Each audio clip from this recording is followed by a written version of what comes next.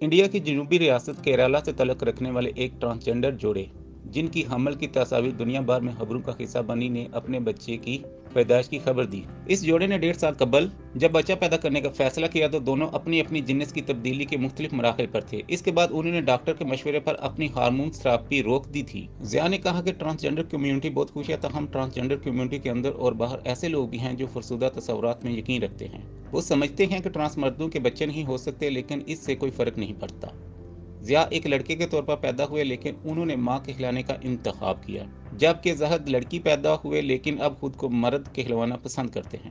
ان دونوں کی ملاقات 3 سال قبل ریاست کے ضلع کوزی کوڈ میں ہوئی تھی۔ 1.5 سال قبل ہم نے بچہ پیدا کرنے کا فیصلہ کیا۔ زہد کی بیضہ دانی اور بچہ دانی کو نہیں ہٹایا گیا کیونکہ وہ ٹیسٹوسٹیرون ہارمونل تھراپی سے گزر رہے تھے، جبکہ ضیاء اپنی پسند کی جنس کے لیے ہارمون تھراپی سے گزر رہی تھیں۔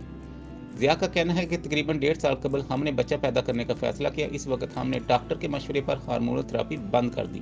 ہم نے پوچھا کہ کیا آپ دونوں اس لیے ساتھ آئے تاکہ بچہ ہو؟ اس سوال پر ضیاء نے کہہ لگاتے ہوئے کہا کہ نہیں، ہمیں بس محبت ہو گئی تھی۔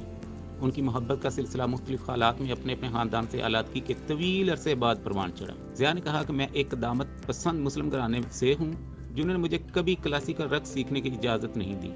وہ اتنے پرانے خیال کے تھے کہ انہوں نے میرے بال کاٹ دیے تاکہ میں رقص نہ کر سکوں۔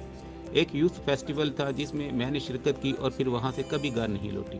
زہد کی کہانی بھی کچھ اس قسم کی ہے۔ ان کا تعلق ایک مسیحی گھرانے سے ہے۔ جب زہد نے اپنے والدین کو حمل کے بارے میں بتایا تو ان کا رویہ مثبت۔ وہ زہد کی حمل کے دوران مدد کرنے لگے۔ ایک بار حمل کا دور ختم ہو جانے کے بعد وہ جنسی ہارمون تھراپی دوبارہ شروع کر سکتے ہیں اور اپنی خواہشات کو پورا کر سکتے ہیں۔ جب تک بیضہ دانی اور رحم کو نہیں ہٹا دیا جاتا تو 40 سال کی عمر تک کوئی مسئلہ نہیں ہوتا۔